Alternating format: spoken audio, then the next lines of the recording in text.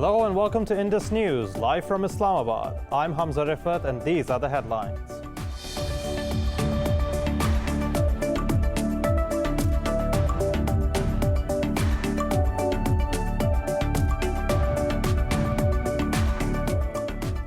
The Taliban commanders claim to have seized the Panjshir Valley, which is the final holdout against the group's control. But the resistance fighters refuted the claims, saying they're still battling.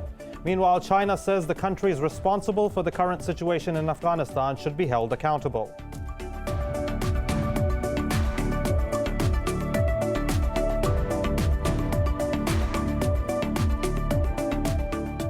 Qatar's ambassador to Afghanistan says Kabul airport has been reopened to receive aid and it will be ready for civilian flights soon. 2 domestic flights were also operated from Kabul to the cities of Mazar-e-Sharif and Kandahar.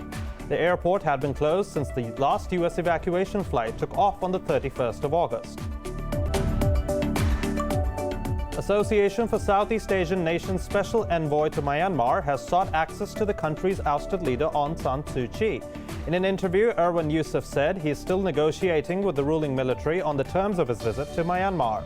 He was tasked with leading the efforts to open a dialogue between the junta and its opponents following the military coup earlier this year.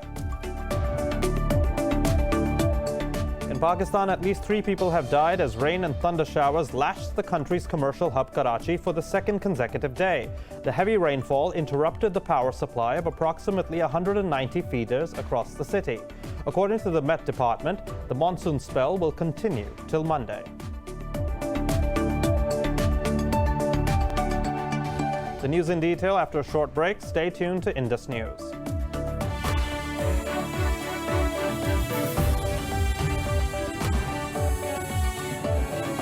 And now for the news in detail. The Taliban commanders claim to have seized the Panjshir Valley, which is the final holdout against the group's control. But the resistance fighters refuted the claim, saying they're still battling. More in this report.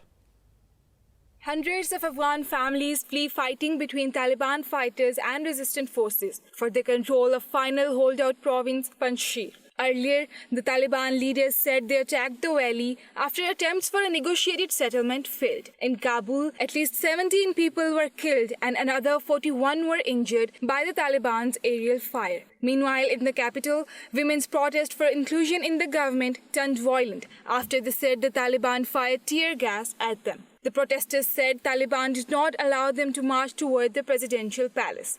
While in Qatar, the Taliban representatives met Pakistan's ambassador and deliberated upon the bilateral relations. In a tweet, Sohail Shaheen said issues related to facilitating people's movement at Torham and Twin Baltic border crossings were also discussed. US says it will assist UN humanitarian work in Afghanistan, but it will not directly fund a Taliban government. Meanwhile, UN Secretary General Antonio Guterres will convene a high-level conference on aid for Afghanistan on September 13. Qatar's envoy to Afghanistan says the Kabul airport has been reopened to receive aid and will be ready for civilian flights soon. The ambassador said the runway at the Kabul airport has been repaired in cooperation with the authorities in Afghanistan. 2 domestic flights were also operated from Kabul to the cities of Mazar-e-Sharif and Kandahar. The airport had been previously closed since the last U.S. evacuation flight took off on the 31st of August. The U.S. evacuated roughly 124,000 people from Kabul last month as it ended its decades-long military presence in the country. Qatar's envoy to Afghanistan says the Kabul airport has been reopened to receive aid and will be ready for civilian flights soon. The ambassador said the runway at the Kabul airport has been repaired in cooperation with authorities in Afghanistan. 2 domestic flights were also operated from Kabul to the cities of Mazar-e-Sharif and Kandahar. For more on this, we have with us Sumaira Khan, our bureau chief from Islamabad. Sumaira, my first question to you is, the Kabul airport is now functional with aid provision now seemingly a possibility. Based on your experience there, do you think this will help ordinary Afghans, given that the recent economic indicators suggest that the U.S. Treasury Department has suspended foreign reserves of around $9 million? Thank you very much, Hamza. Yes, there is a possibility now that humanitarian assistance and aid may have its smooth flow to the international airport, and not just Kabul airport, but I've been hearing that Mazar-e-Sharif, Jalalabad and Kandahar airport, they are also now getting themselves prepared to receive humanitarian aid assistance flights to all these 4 main airports in Afghanistan. So yes, there is a possibility, and if we link it to with the frozen accounts of Afghanistan overseas, which is, I think, around 9 billion something. I think that is not going to be the issue that should seize or that should confine the aid activities for Afghanistan, because we have been hearing, we have this kind of information as well that China and Russia, they are stepping up to help the incumbent Talib setup in Afghanistan. And we are also hearing some good news from America as well, from US as well. And you know what were the remarks of Secretary Blinken at the site when troops were withdrawing, that the aid assistance in terms of cash will keep flowing into Afghanistan through international aid agencies. So I think those frozen accounts are doing little damage to the incumbent setup in Afghanistan. Right, Sumaira, and now President Biden has also said that the withdrawal is the end of U.S. policing in sovereign affairs. We clearly know that's not really the case if you take a look at the dynamics in the South China Sea. Now, do you think that really is the case in Afghanistan? I think America is well aware of the ground realities. And as I told earlier when I was speaking to my colleague Munib at one of the Indus programs, that US is totally of the view, and it would not commit any mistake or blunder by leaving the Afghanistan's level playing field for other key players in the region like China and Russia. So if China and Russia, they are already taking place to fill those gaps left blank by the US forces. So right now, the main battle for the filling of those vacuum is keeping US in a very tense mood. So I don't think so that China that the US, just to contain China like it's doing in the South Seas as well, it is also going to keep its presence in Afghanistan, and with much heavier footprint, but not obviously not through the boots. They are going to fill those vacuums through aid assistance and through diplomatic ties. And they are already in a kind of different accords with Taliban. And one of those fine examples is their smooth withdrawal from Afghanistan that was totally accommodated and supported and facilitated by the Taliban government. Right. Now, Sumaira, the Afghan Taliban, let's come to the Afghan Taliban now. It says it will raise the voice for Kashmiris in Indian-occupied Kashmir. Can this be taken at face value? Yes, there is a very fine statement from Suhail Shaheen, the spokesperson of the political office of Taliban. And it's not just his statement on screen. Whenever we talk to him, there is a kind of statement which is same as they are having same statement off the record, on any news channel, on any news stream. Well, we are preparing to get them interviewed in the days to come.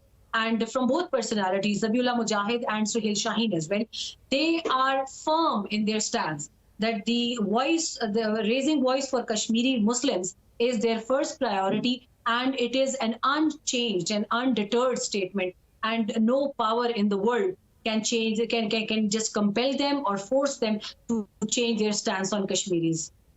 Right, Sumaira, final question. Director General Inter-Services Intelligence Lieutenant General Faiz Hamid arrived in Kabul to hold talks with the Taliban, and obviously the Indian media has gone into a frenzy. They are trying to, launch this malicious smear campaign against Pakistan by claiming, okay, fine, now that the ISI general has gone to Kabul, that would result in Pakistan supporting an extremist setup in Afghanistan.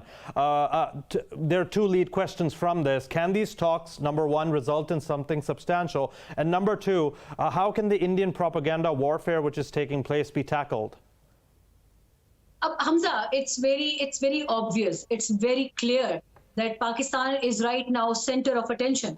Pakistan is center of gravity when it comes to Afghanistan. And why not? If the DGISI is visiting Afghanistan, it's not that it's not the case that is being portrayed by India and India's frenzied media right now. They're just trying to create another havoc because they have it with General Faiz Hamid, and we are all very well aware of that. So international community is very well aware of the fact that DGISI the India, if we like address him through the lens of Indian media, they always call him the spy master of Pakistan.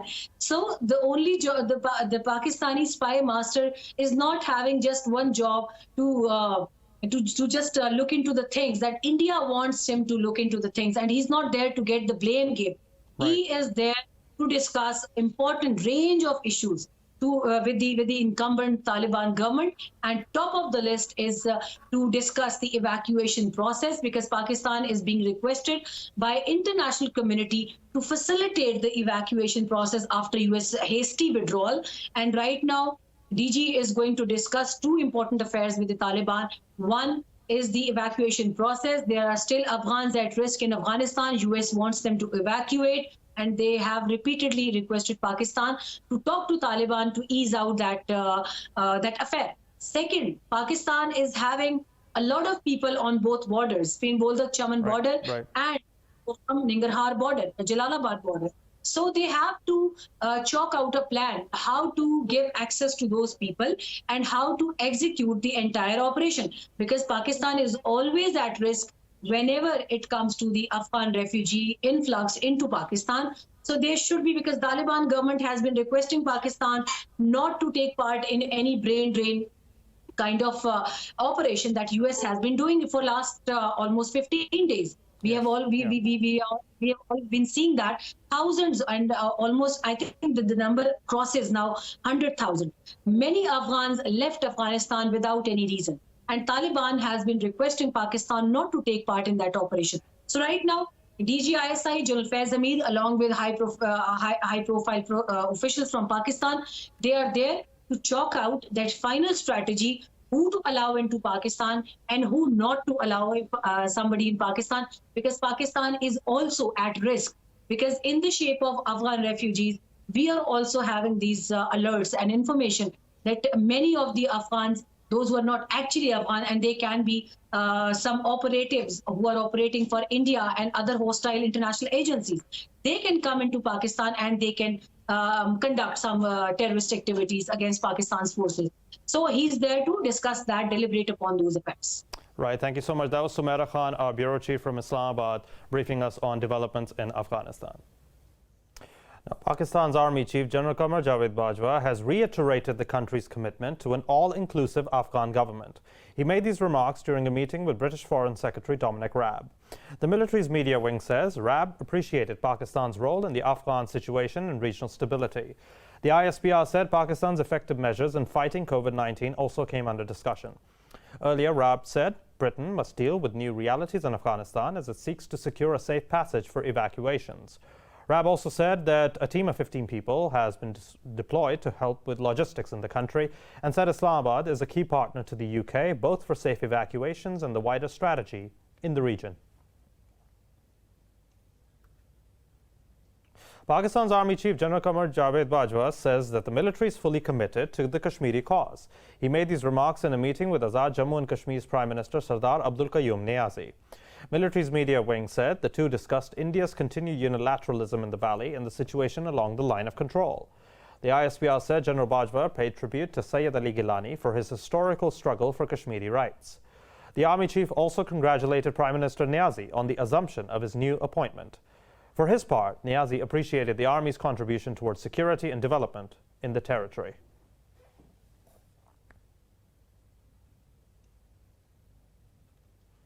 On to the Middle East now. Israeli forces have injured at least 70 Palestinians in a clampdown on an anti-settlement protest in the occupied West Bank. Palestinian media said the troops opened live and rubber bullets, stun grenades and tear gas at the protesters in the Beta village. Palestinians have been holding daily protests against the construction of an illegal settlement outpost on Mount Sabeh for nearly 4 months. In Kufur Kadum as well, Palestinians were assaulted by the occupation forces during the weekly anti-settlement procession. The Palestinian media said a young man was shot with a rubber-coated steel bullet in the head, while several others were injured. Protesters say they will not be intimidated by the Israeli violence and will continue resisting against the occupation.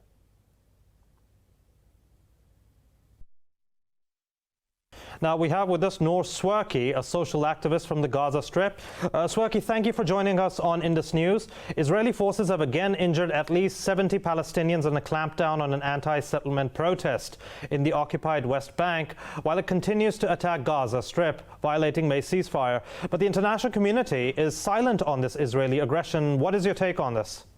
Well, according to what is happening on the land and the reaction of the international community about the Israeli practice against the Palestinian people, and particularly here in Gaza Strip where I'm living, there is too many human rights violations against the Palestinian. And as you can see, and as it was showed in the program, we are facing like a massive or grave violation of our human rights, like our rights of life, the dignity, and the access for any dignified life.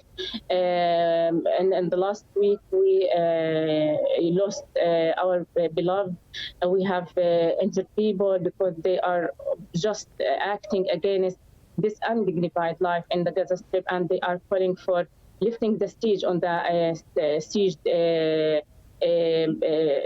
strip. So what they are doing is just asking for their rights, and this is the reaction of the Israeli side. And unfortunately, the international community doesn't support as it's needed for the Palestinian rights, and doesn't bring those aggressor and perpetrators, the Israelis, to the accountability and to be and call the justice for the Palestinian people.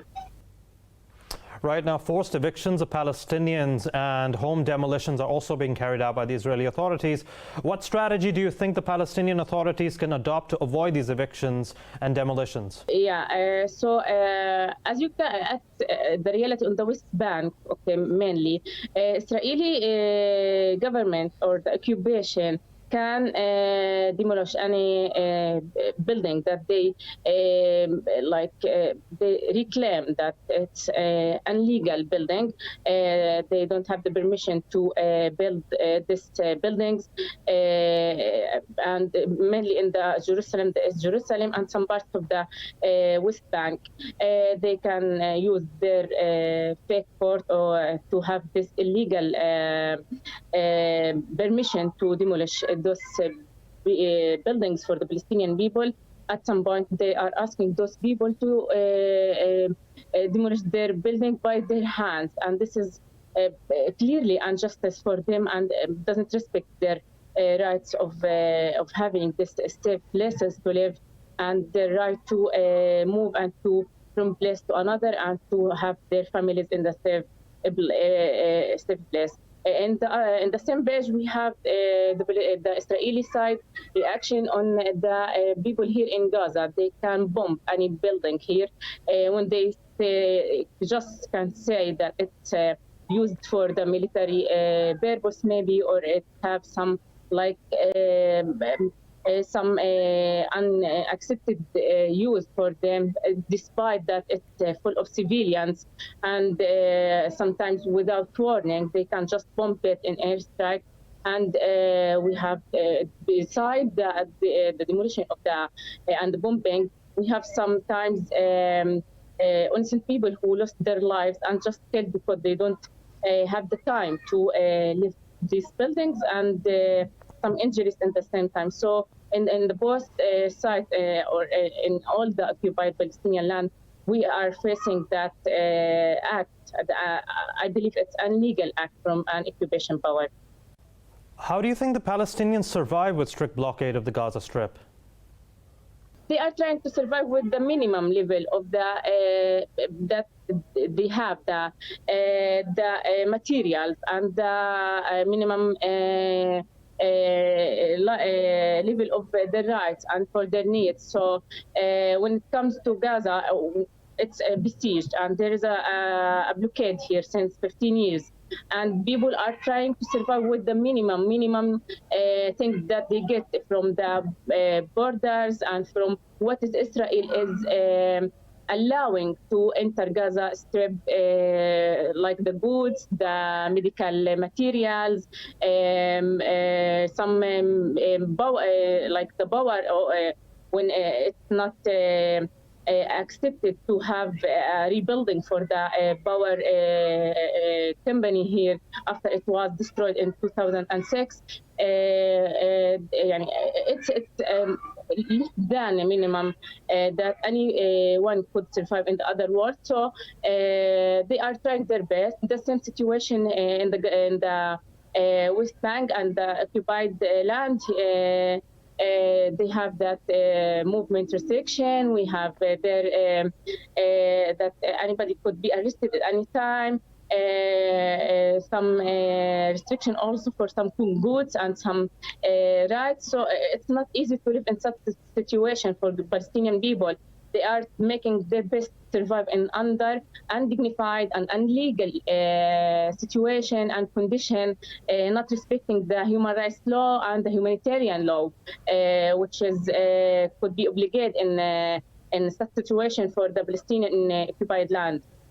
Noor Swerki, thank you for talking to me on Indus News. Now, the U.S. has sanctioned 4 Iranian intelligence operatives for being allegedly behind a failed plot to kidnap an American journalist. The Treasury Department said targeting dissidents and journalists undermines international peace and security. More in this report. The US has sanctioned 4 Iranian operatives for being allegedly behind a failed plot to kidnap an American journalist. The Treasury Department said targeting dissidents and journalists undermines international peace and security. It alleged that the individuals are working as a part of a wide-ranging campaign to silence critics of the Iranian government. A Treasury official said targeting dissidents abroad shows that Iran's repression extends far beyond its borders. Secretary of State Antony Blinken said the U.S. is aware of ongoing Iranian interests in targeting other American citizens. The sanctions block all property of the listed individuals in the U.S. Meanwhile, Iran has dismissed the new curve, saying the move reflects Washington's addiction to sanctions. In a tweet, Foreign Ministry spokesperson Sayed Khatibzadeh said the U.S. must respect Iran.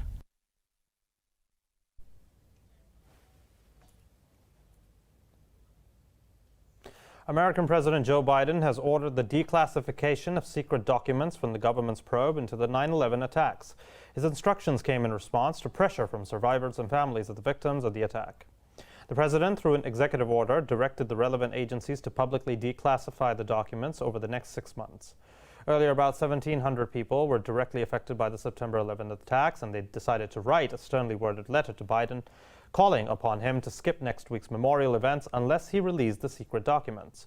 The move also comes ahead of the 20th anniversary of the attack, which spurred then President George Bush to invade Afghanistan. The Association for Southeast Asian Nations Special Envoy to Myanmar has sought access to ousted leader Aung San Suu Kyi. Erwan Youssef was tasked with leading efforts to end the violence that erupted following a military coup in February. In an interview, the envoy said he is still negotiating with the ruling junta on the terms of a visit to the country. He also sought to open a dialogue between the military rulers and their opponents. Hundreds were killed when the military launched a crackdown on anti-coup protests in recent months.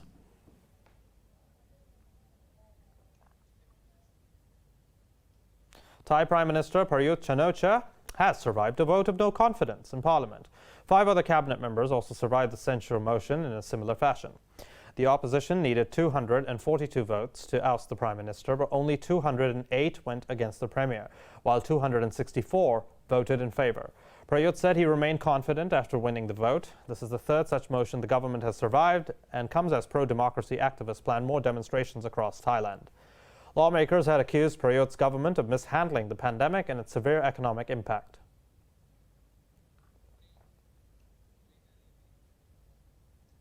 More news after the break. Stay tuned to Indus News.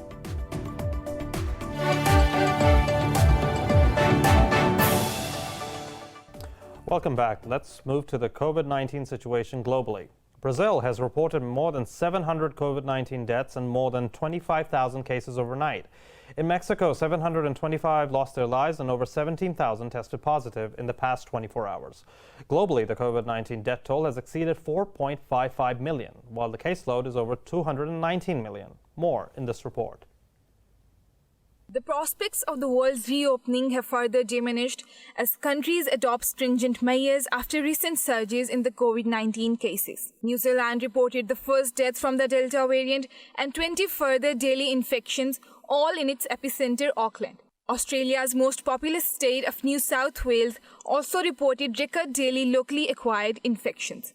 Meanwhile, Britain has announced to ship vaccines to the delegates who will be attending global climate talks next month. However, in London, anti-vaccine protesters clashed with the police as they tried to storm the office of the Britain's drug regulator's office. UK's vaccine advisors say they are not recommending the vaccination of 12 to 15 years old. They say they prefer a precautionary approach in healthy children due to uncertainty over the longer-term impact of the rare side effects. But there are uncertainties about the long-term implications of that condition. And that makes the risk-benefit balance for these children really quite tight and much tighter than we would be comfortable to make the recommendation. So that's why we're going the way we are for now. And obviously, time will tell whether these problems are going to be significant or not. In South America, amid concerns about looming education crisis, Cuba has launched a national campaign to vaccinate children aged 2 to 12, a condition for resuming in-person studies. Peru has also launched a mass immunization rollout for teachers in the urban areas, as it aims to get schools reopened in the coming months. We want to be with our students, but we have to make the parents and our children understand that the vaccines come first. Today, we started vaccinating teachers in the urban area. More than 60% of the teachers working in rural areas are already vaccinated. Vaccinations are guaranteed, and we hope that in a short time, teachers will be vaccinated. We are making every effort to achieve this. Meanwhile, US pediatric COVID-19 hospitalizations have also surged due to the Delta variant. But a study suggests that fears of variants causing more severe disease are unfounded. Earlier, US top infectious disease expert Dr. Anthony Fauci said it is likely that 3 doses of the vaccine are needed for full protection. Moderna also said it has asked the EU's drug regulator authority for conditional approval of its booster shot. Now to the domestic COVID-19 situation. 79 more people lost their lives to the virus over the past 24 hours in Pakistan. The health ministry says the fatalities toll has jumped to 26,114. It said nearly 4,000 people contracted the virus overnight, and the positivity rate of infection stood at 6.21%. The country's caseload has exceeded 1.17 million. The health authorities said Pakistan has administered 60.5 million vaccine doses so far. Meanwhile, the Civil Aviation Authority says air travel without vaccine certificates will not be allowed from October the 1st.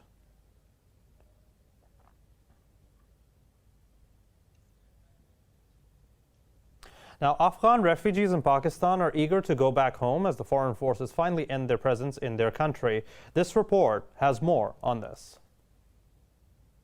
Since 1979, Afghanistan has been in a state of war, with the invasion of Soviet forces and years later the US. The conflict drew millions to cross the border into Pakistan and take refuge. Zahir Pashtun also came to Saranan camp when he was a little boy and now manages the affairs of the camp. But now, with the foreign occupation finally ending, many Afghans hope to return home after 40 years. Pashtun shows documents of his family's property and hopes the Taliban will give it back to him. For us, Afghanistan is like our mother. We have hundreds of acres of land, but the people of the Northern Alliance have illegally seized our land. When the US came and spoke about democracy, it was nothing but lies. We just want the Taliban to help us get our land back, and I know they will fulfill their promises because they are honest Muslims. With UN's assistance, nearly 4 million Afghan refugees have been repatriated back to Afghanistan since 2002. But those who stayed back have their reasons. Muhammad Agha Ishaqzai says he lost everything during the war between the Mujahideen and Soviet forces. When the Taliban defeated the Mujahideen, we were happy and thought we could finally go back home. But then America invaded Afghanistan and our hope was lost. But finally, after 20 years, my country is free from foreign occupation. The Taliban have promised to help us, and I think the time has come for us to go back. Recently, the United Nations thanked Pakistan and 7 other countries for their support to the ongoing UN operations in Afghanistan. It has warned that the war-torn country is facing a food insecurity and malnutrition crisis. News from the Middle East now. The Arab coalition says it has destroyed an explosive-laden drone launched by the Houthis towards southern Saudi Arabia. In a statement, the coalition said Yemeni rebels attempted to target the Saudi city of Khamis Moshet. The coalition said it is also taking operational measures to foil attacks on civilian areas in the kingdom. Earlier, Saudi Arabia's envoy to the United Nations, Abdullah al-Malumi, vowed that Riyadh will take all necessary measures for its defense. He called on the UN Security Council to condemn these attacks and put an end to threats to international peace and security. Amnesty International has warned that South Sudan is witnessing a new wave of repression. Amnesty's official said South Sudanese authorities are targeting the rights to freedom of expression and peaceful assembly. The official said Yuba arrested civil society activists and a politician and closed down a radio station and an academic think tank. This clampdown followed a declaration last month by the People's Coalition for Civil Action calling for a peaceful public uprising. The coalition had urged the public to join protest in Yuba, but the capital fell silent as authorities branded the demonstration illegal. They said any event calling for leadership change will not be peaceful.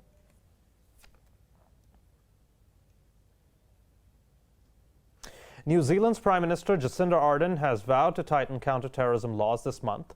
Her statement comes a day after an ISIS-inspired militant stabbed 7 people in a supermarket in Auckland. Ardern said the attacker was charged with possession of objectionable material and weapons in 2018. She said the culprit was being monitored constantly after his release, but he could not be kept in prison by law any longer. Ardern said 3 of the 7 wounded people are in critical condition. Earlier, the supermarket group Countdown, where the incident took place, said it has removed knives and scissors from its shelves.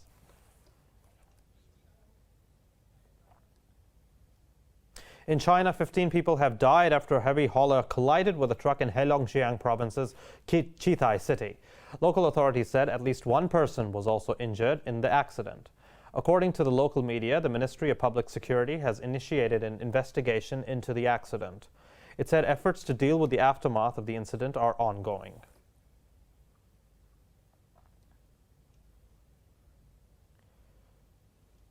On to South America now. Chile has reasserted its claim to the undersea territory off the southern coast in a dispute with Argentina.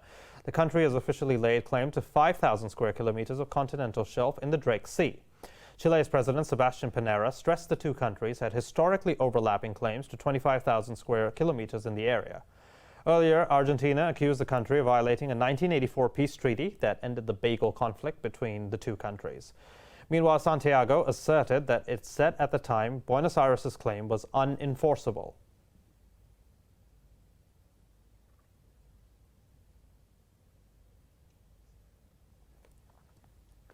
In Pakistan, at least 3 people have died as rain and thunder showers lashed the country's commercial hub Karachi for the 2nd consecutive day. The heavy rainfall interrupted the power supply of approximately 190 feeders across the city. According to the Met Department, the monsoon spell will continue till Monday. Showers are also expected in other cities of Sindh, including Jamshoro, Thatta, and Badin.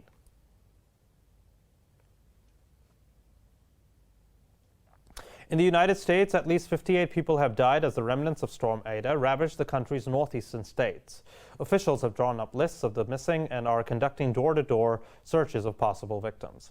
The harsh floods ended up submerging cars, swamping subways and basements, while trapping scores of people in the 5 states.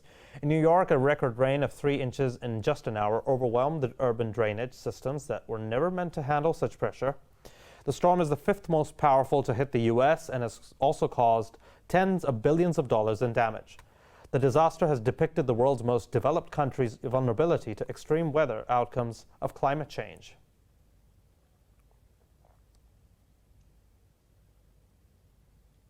And across America's west this summer, helicopters buzzed low and herd thousands of wild horses into gated areas. The roundups are made necessary by the devastating effects of wildfire and drought. More in this report. Climate change is endangering the iconic wild horses, livestock, and other wildlife. The dire situation in U.S. western lands has led to an unprecedented dialogue between horse rights activists, the cattle industry, and the Bureau of Land Management. Horse defenders have long hated the helicopter-led roundups, called gathers, by the Bureau of Land Management.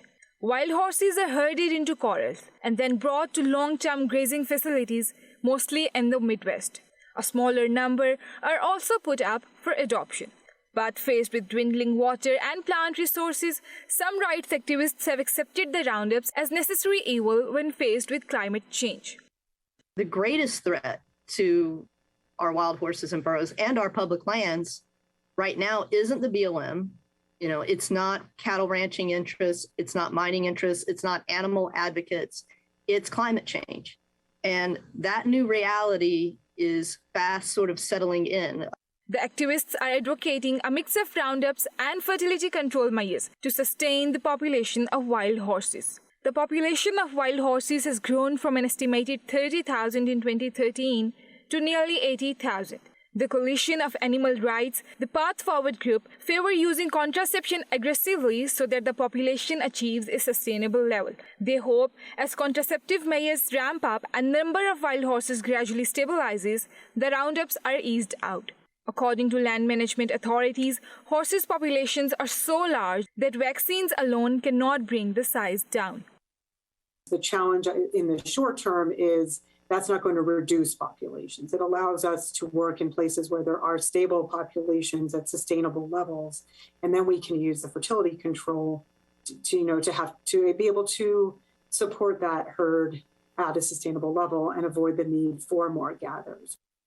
However, the Path Forward's approach has been vehemently attacked by some activists. The American Wild Horse Campaign opposes roundups except in emergency situations and believes that horses should receive fertility control vaccinations in their natural habitat. The group's director dismisses the notion that horses should bear the burden of the West's hard time.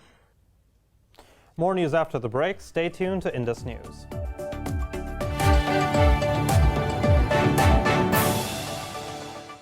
Welcome back. Now in India, forest officials have seized 55 parakeets and arrested 2 people on charges of smuggling in the eastern Siliguri city.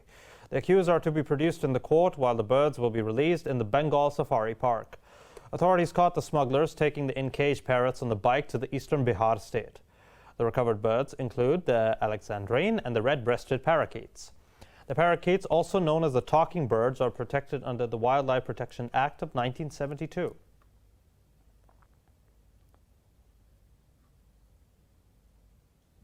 In London, Banksy's famous artwork, Love is in the Bin, has returned to the auction room to be sold in October this year. More in this report on what exactly that is all about. Banksy is a pseudonymous England-based street artist whose real name and identity remain unconfirmed and the subject of speculation. Active since the 1990s, his satirical street art and subversive epigrams combine dark humor with graffiti executed in a distinctive stenciling technique. His latest artwork is up for auction. According to Sotheby's European chairman Oliver Barker, the value of the iconic piece has increased since it became famous in 2018. Barker also said that Banksy's artwork market commercially has also grown exponentially. Barker said work will be displayed briefly in London at Sotheby's New Bond Street galleries and Barker, as people are keen to see it on display. Earlier in 2018, Banksy's work, titled Girl with Balloon, had final bid of $1.38 million despite alteration and the artwork. The artwork Love is in the Bin will travel to Hong Kong, Taipei and New York before the London sale on 14th of October.